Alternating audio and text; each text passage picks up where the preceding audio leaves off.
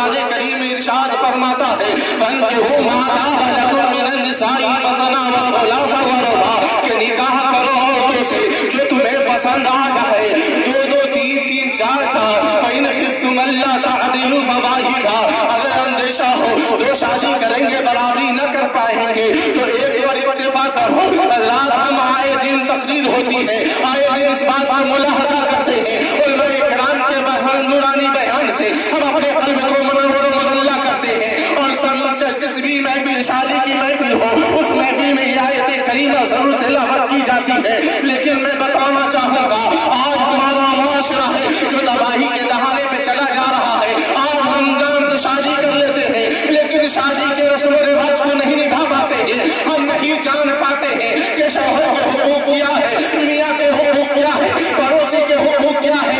یاد رکھیے گا مسلمان ہو، آج ہم شادی کر لینے کے بعد اگر آپ اپنی بیوی کے حق کو ادا نہیں کرتے ہیں تو آپ عند اللہ پکڑے جائیں گے۔ معلوم ہونا چاہیے ایک ہے حقوق اللہ، دوسرا ہے حقوق العباد۔ بندے کا حقوق اللہ مثلا نماز پڑھنا، روزہ رکھنا، زکات دینا، حج کرنا، یہ ہے حقوق اللہ۔ اور حقوق العباد ہے، ماں کے الگ حق ہے، بیوی کے الگ حق ہے، پڑوسی کے الگ حق ہے، تمام کے الگ الگ حقوق بنے ہوئے ہیں۔ یاد رکھیے گا بندہ کے حق کو آپ نے حق تلفی کی ہے، بندے کے حق کی نا تلفی کی ہے، اس کے حق کو چھین لیا ہے۔ قانون یہ کہتا ہے آپ کا جب انتقال ہو جائے گا رب کے کائنات چاہے گا نماز آپ نے پڑھا ہے کہ نہیں پڑھا ہے، رب کے کائنات کے قبضے قدرت میں ہے، اگر آپ نے نماز نہ پڑھی ہے تو رب چاہے گا نماز نہ پڑھنے کے عوض میں آپ کو جہنم میں ڈال دے، جہنم میں ڈال دے، اور رب یہ بھی چاہے رب چاہ لے تو آپ نے نماز نہیں پڑھا ہے، پھر ہی رب کائنات اپنا انصاف فرمائے، اپنے رحم و کرم سے آپ کو معاف فرما دے، لہذا آپ جنتی بن جائے۔ لیکن یاد رکھیے گا مسلمانوں حقوق اللہ کا تو یہ بات ہے، لیکن جب انسان حقوق اللہ کی گرفتاری میں مبتلا ہو جائے گا، مثال کے طور پر کسی انسان نے اپنے بھائی کی زمین ہڑپ لی ہے، کسی انسان نے ماں کو تکلیف دی ہے، کسی انسان نے باپ کو ستایا ہے، کسی انسان نے شادی کر کے بیوی کے حقوق کو ادا نہیں کیا ہے، تو یاد رکھیے کہ مسلمانوں جس کی ہم تلفیات کی ہے یا ماں کو آپ نے تکلیف دی ہے، باپ کو ستایا ہے، بیوی کو مارا ہے، اس کے حقوق کو ادا نہیں کیا ہے، جب تک کہ جس بندے کی آپ نے حق تلفی کی ہے اس بندے نے جب تک کہ آپ کو معاف نہیں کرے گا رب کے کائنات کی آپ کو معاف نہیں کرے گا۔ نعرہ تکبیر، نعرہ رسالت، نعرہ رسالت، مسلک اعلی حضرت۔ جب تک کہ وہ بندہ بھی معاف نہیں فرمائے گا، اس لیے مسلمانوں ضرورت اس بات کی ہے کہ ہم حق کو سمجھنے کی کوشش کریں، ہم بیوی کے جو حقوق ہے اس حقوق کو سمجھنے کی کوشش کریں، شوہر کے کیا مقام و منصب ہے مقام کو سمجھنے کی کوشش کریں۔ دولہا اگر شادی کرنے جا رہا ہے تو دولہا اس بات کا خیال کرے جو میری بیوی آنے والی ہے وہ بیوی ہے میرے صاحب بیوی کیسی ہوں، میں بیوی کے ساتھ کیسا سلوک کروں گا، اس کے حقوق کیا کیا ہے سمجھنے کی چاہیے۔ اگر بیوی ہے، اگر لڑکی ہے اپنے شوہر کے یہاں شادی کرنے جا رہی ہے، دلہن بن کے جا رہی ہے، تو اس بات کا خیال کرے کہ جو میرا شوہر ہوگا اس کے حقوق مجھ پر کیا ہے، ان باتوں کا خیال کرنا ضروری ہے۔ ورنہ یاد رکھیے آج ہمارا جو معاشرہ چل رہا ہے، میں نے یہ بارہا یہ باتیں بیان کی ہے، آپ نے بارہا میری تقریر میں یہ سنا ہوگا، اگر نہیں سنا ہے تو آج بھی میں بیان کر رہا ہوں، آپ میری گفتگو کو سماعت کر لیجیے۔ یاد رکھیے یہ بہت ہی بڑی اہم بات ہے، انسان ہے آج ہمارا معاشرہ ہے کہ بیوی جو کہہ دیتا ہے بیوی کی باتوں میں ہم آتے نہیں ہے، ایک انسان ہے شراب پی کر آتا ہے اپنی بیوی کو مارنے لگتا ہے، پیٹنے لگتا ہے، اور ایک بیوی ہے کہ شوہر کہیں سے آیا کہا بیوی منٹ میں پانی پلا دو تو بیوی کہتی ہوئی نظر آتی ہے میں آپ خود سے پانی پی لیجیے۔ یہ میں نے تھوڑی سی مثال دے کر بتایا ہے، آج ہمارا معاشرہ نہ شوہر اپنے بیوی کی حق کو پہچان رہا ہے، اپنے شوہر کے حقوق کو سمجھ پا رہی ہے؟ یاد رکھیے یہ بہت ہی ذمہ داری کے ساتھ بیان کر رہا ہوں. اگر آپ نے سن لیا اور سمجھ لیا تو آپ کی دنیا بھی سمجھ جائے گی، آخرت بھی سمجھ جائے گی. ہم تاریخ کا مطالعہ نہیں کرتے ہیں، ہم تاریخ کو پڑھے، حدیث پاک کا مطالعہ کرے تو یقیناً ہم جانیں گے کہ جو صحابہ کرام تھے، جو صحابیہ تھی، انہوں نے کیسے کیسے کارنامے انجام دیے ہیں، انہوں نے اپنے شوہر کے ساتھ کیسے رہنا سہنا کیا ہے. اور یہ مثال کے طور پر میں آپ کو میں بتانا چاہوں گا، آپ کے ضمیر کو جھنجھوڑنا چاہوں گا اور آپ کے ذہن کو اجاگر کرنا چاہوں گا. ایک صحابیہ ہے اور ایک صحابی رسول ہے، وہ باہر تشریف لے جا رہے ہیں. جس طرح ہم اور آپ، کوئی ممبئی رہتا ہے، کوئی دلی رہتا ہے، کوئی حیدرآباد رہتا ہے، کوئی بدیش رہتا ہے، کوئی یمن رہتا ہے، کوئی قطر رہتا ہے، کوئی سعودی رہتا ہے. ہر انسان ہم میں سے ایک دوسرے جگہ رہنے والا ہے، ہر انسان کمانے والا ہے. اسی طرح ایک صحابی رسول ہے.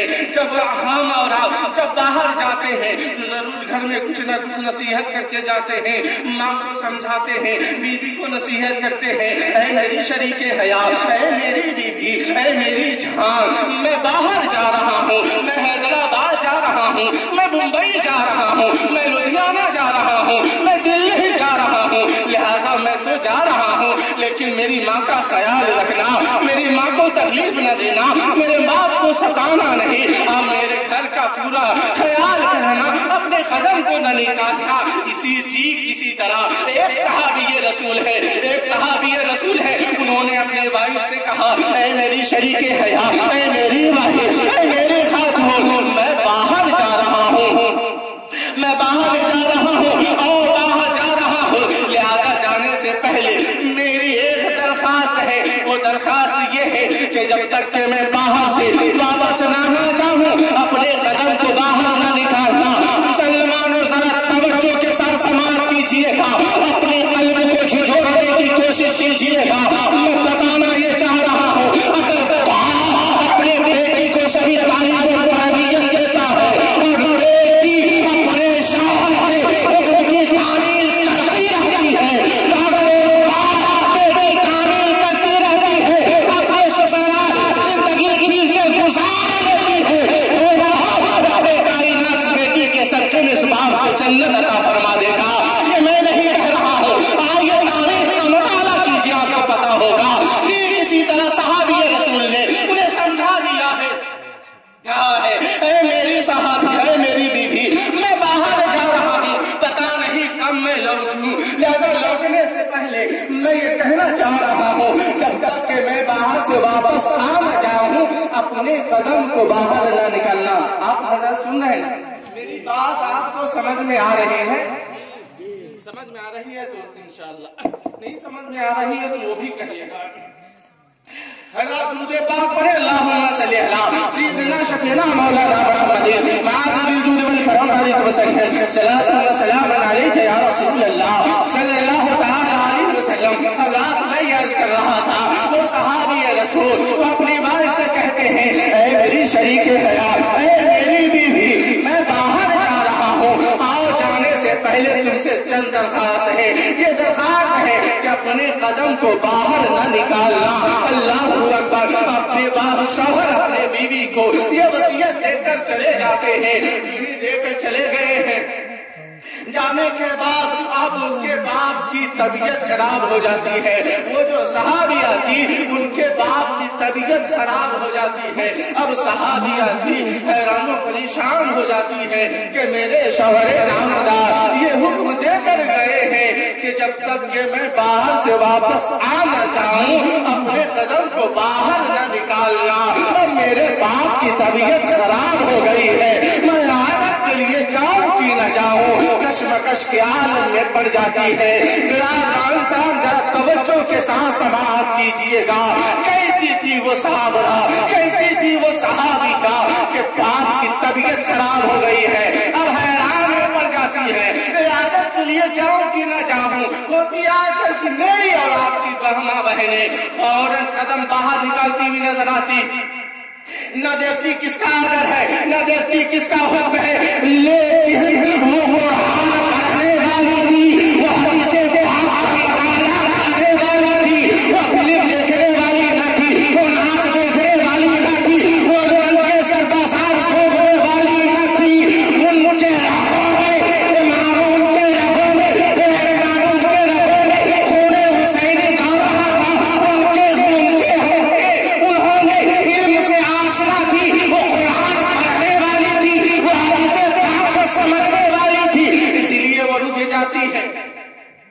رکنے کے بعد آقا کائنات صلی اللہ تعالی علیہ وسلم کے پاس رسالہ لکھتی ہے کہ یا رسول اللہ میرے شوہر نامدار یہ وصیت دے کے گئے ہیں کہ جب تک کہ میں شہر سے واپس آ نہ جاؤں اپنے قدم کو باہر نہ نکالوں. اب میرے باپ کی طبیعت خراب ہو گئی ہے, میں عیادت کے لیے جاؤں کہ نہ جاؤں. آقا کائنات صلی اللہ علیہ وسلم ارشاد فرماتے ہیں اے صحابیہ سن لے, جب تک کہ تمہارا شوہر واپس آ نہ جائے اپنے قدم کو باہر نہ نکالنا. اللہ اکبر. وہ صحابیہ تھی, صبر کے دامن کو تھام لیتی ہے. باپ کی طبیعت خراب ہو رہی ہے لیکن عیادت کے لیے نہ گئی ہے. سوچو مسلمانوں, دن کا لمحہ اور گزرتا ہے, دن گزرتے چلے جا رہے ہیں. اب اس کا باپ اس دارے پانی کو چھوڑ کر دارے بقا کی طرف کوچ کر جاتا ہے. اب اس کا باپ دنیا میں نہ رہا, اب اس کا باپ دنیا کو خیر آباد کہہ دیتا ہے. اب یہ صحابیہ اور پریشان ہو جاتی ہے, سسروں منزلیں پڑ جاتی ہے. آقا کائنات کی بارگاہ میں پھر رسالہ لکھتی ہے یا رسول اللہ, یا رسول اللہ میرے ماں باپ پہ قربان, یا رسول اللہ میرے باپ کی طبیعت خراب ہو گئی, میرا باپ اس طرح عیادت میں پڑا رہا اور کہتا رہا میں عیادت کے لیے نہ جا سکی. یا رسول اللہ اب میرا باپ اس دنیا میں نہ رہا, میرا باپ دنیا کو خیر آباد کہہ دیا ہے, میرا باپ دنیا کو چھوڑ چکا ہے, میرا باپ مر چکا ہے. یا رسول اللہ, یا حبیب اللہ, کیا میں اپنے باپ کا مرا ہوا چہرہ دیکھنے کے لیے جا سکتی ہوں؟ اللہ اکبر. سوچو مسلمانوں, جو ہی صحابیہ تھے آقا کائنات صلی اللہ علیہ وسلم کی بارگاہ میں یہ رسالہ لکھی ہے یا رسول اللہ میرا باپ کی طبیعت خراب ہو گئی, میں عیادت کے لیے نہ جا سکی.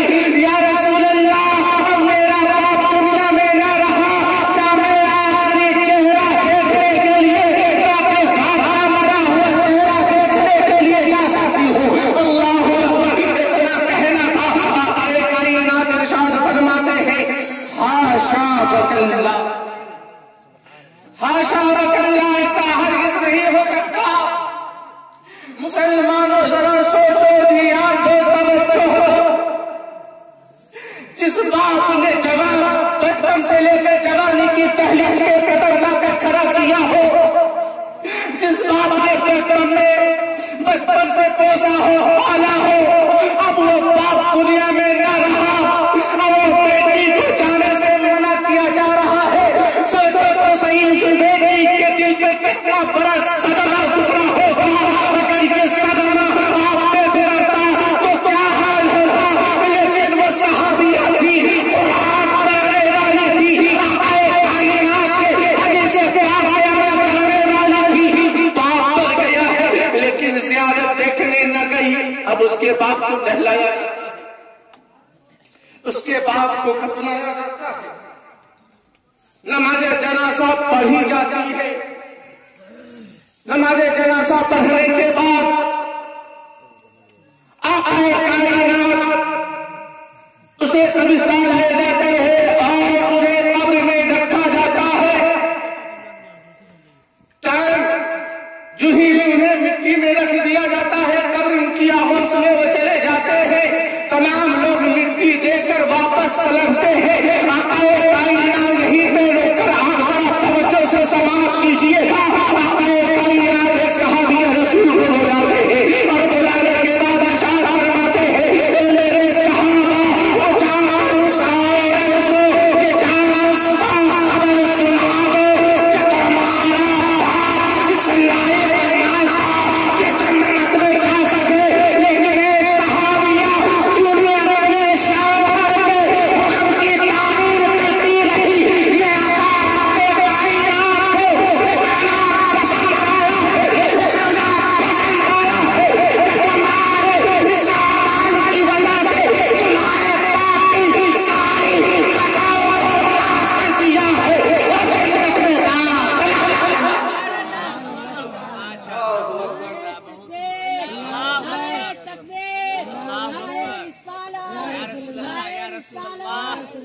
اسلح کے اعلیٰ حضرت زندہ باد زندہ باد ماشاءاللہ بہت عمدہ بھائی.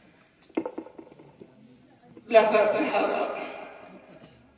شوہر کے حکم کی تعمیل کرنے کی وجہ سے اس کا باپ جنتی ہو گیا. آج ہم بھی اپنی لڑکی کو ایسی تعلیم دیں کہ گھر جانے کے اپنے سسرال جائیں تو اپنے شوہر کی حکم کی تعمیل کرے, انہیں آپ درس دے. آج کل معاملہ تو یہ ہوتا ہے ذرا اس کے سسرال میں ہلکی سی بھی نوک جھوک ہوتی ہے تو ہم اور آپ کرتے ہیں بیٹی چلیے دوڑ کے سمجھانے کی کوشش نہیں کرتے. یہی خرابی ہوتی ہے. ہم انہیں سمجھائیں, آپ کی بیٹی ہے آپ اپنی بیٹی کو سمجھائیں کہ تمہارے شوہر کے یہ حقوق ہیں. آپ کے گھر میں وہ بہو آئی ہے تو آپ بہو کو اپنی بیٹی جیسا درجہ عطا کریں. کوئی ان سے خطا ہو جائے تو آپ یہ سمجھ کر اسے درگزر کر دیں کہ چلو میری بیٹی سے کوئی غلطی ہو گئی. آپ ایسا کریں گے تب نہ ہمارا گھر خوشحال رہے گا. وقت کی